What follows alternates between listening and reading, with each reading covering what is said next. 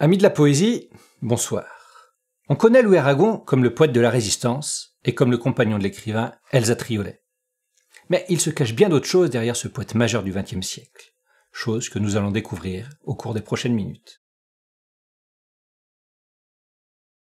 Louis Aragon est né probablement le 3 octobre 1897 à Paris, mais, fils adultérin d'un ex-préfet de police devenu député, le contexte de sa naissance est drapé d'ombre.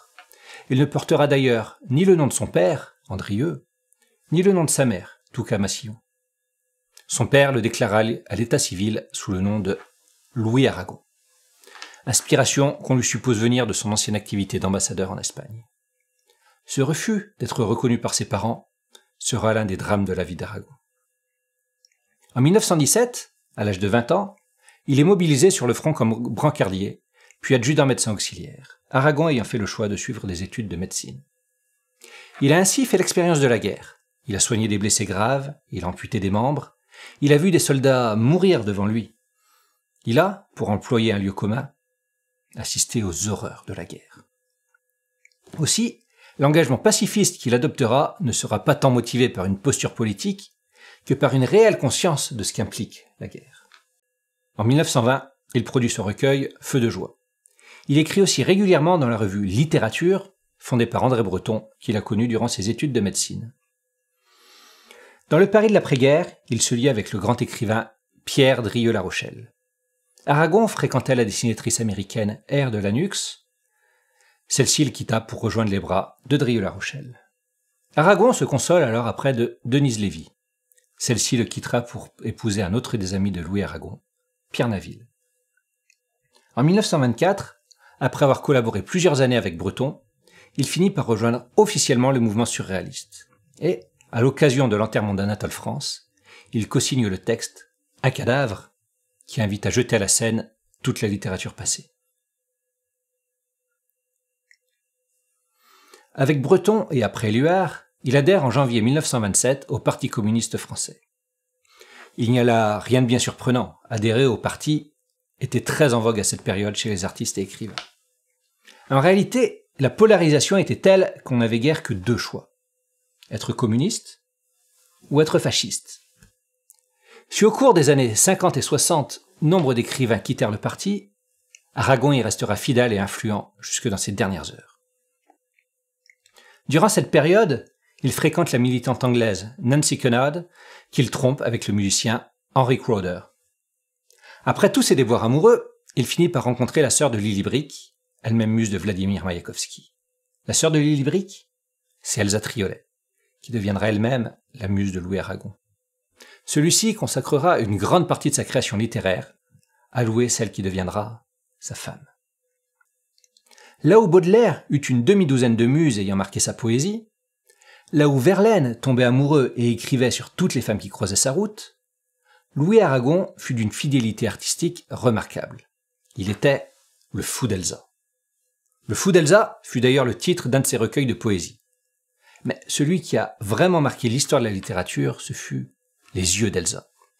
Recueil qui mélange dévotion amoureuse pour sa compagne et nostalgie de la France d'avant-guerre, refus de subir l'occupation allemande, injonction à la résistance. Le poème d'Aragon qui m'a pourtant le plus marqué ne vient pas des yeux d'Elsa, mais de La Diane française, et dont le titre est Elsa au miroir. Peut-être ce poème m'a-t-il marqué parce qu'il évoque longuement Elsa brossant sa chevelure face au miroir, et si vous me suivez depuis suffisamment longtemps, vous savez quel pouvoir hypnotique exerce sur moi les chevelures féminines. Mais si le poème est hypnotique, c'est principalement par ses jeux de répétition et de glissement de vers, qui reviennent inlassablement, strophe après strophe, ainsi que la brosse dans les cheveux d'Elsa. Je possède plusieurs recueils de Louis Aragon, mais pas La Diane française. J'ai heureusement un classeur dans lequel je rassemble les poèmes qui m'ont marqué pour pouvoir les apprendre par cœur. Elsa au miroir est de ceux-là. Écoutez. C'était au beau milieu de notre tragédie. Et pendant un long jour, assise à son miroir, elle peignait ses cheveux d'or. Je croyais voir ses patientes mains calmer un incendie. C'était au beau milieu de notre tragédie. Et pendant un long jour, assise à son miroir, elle peignait ses cheveux d'or, et j'aurais dit, c'était au beau milieu de notre tragédie. Qu'elle jouait un air de harpe sans y croire, pendant tout ce long jour, assise à son miroir. Elle peignait ses cheveux d'or, et j'aurais dit qu'elle martyrisait à plaisir sa mémoire, pendant tout ce long jour, assise à son miroir, à ranimer les fleurs sans fin de l'incendie, sans dire ce qu'un autre à sa place aurait dit.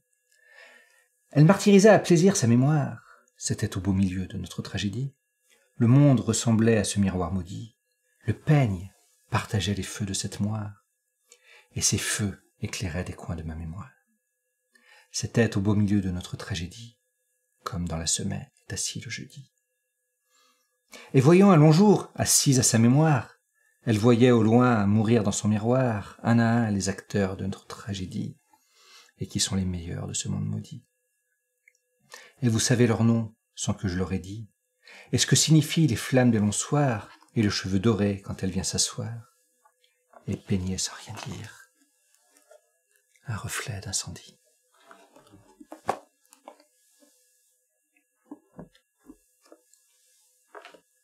Ce poème a été publié en 1944, peu après l'occupation allemande, quand Elsa Aragon participait activement à la résistance. Louis Aragon et Paul Éluard étaient les deux grands poètes de la résistance. Cet incendie, qui éclaire le poème, ce sont bien sûr les cheveux blonds aux reflets roux d'Elsa. Mais c'est aussi la lutte armée contre l'envahisseur. Et comme Elsa se brosse les cheveux, que le silence règne dans la pièce, on voit dans ce miroir non pas les reflets de sa chevelure, mais les reflets de l'incendie qui brûle la France. Et on ne peut que penser à ses camarades morts pour la cause, à ces résistants tombés sous le feu allemand. Vers la fin des années 20, au sein des surréalistes, Aragon s'oppose de plus en plus à un André Breton dictatorial qui juge la poésie seule apte à exprimer l'inconscient et récuse donc le roman comme moyen d'expression.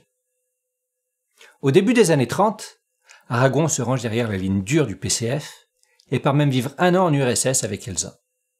Il y découvre les horreurs du stalinisme, ce qui, loin de le refroidir, renforce au contraire son engagement auprès du parti. Aragon avait l'honnêteté intellectuelle d'admettre qu'il n'y avait pas de révolution sans violence. En 1939, il est une nouvelle fois mobilisé comme médecin auxiliaire. On imagine le choc que cela a dû être, après avoir traversé l'horreur de la Première Guerre mondiale, de devoir, 20 ans après, remettre le couvert. Sur le front, en 1940, il était capturé par les Allemands, mais a réussi à s'échapper.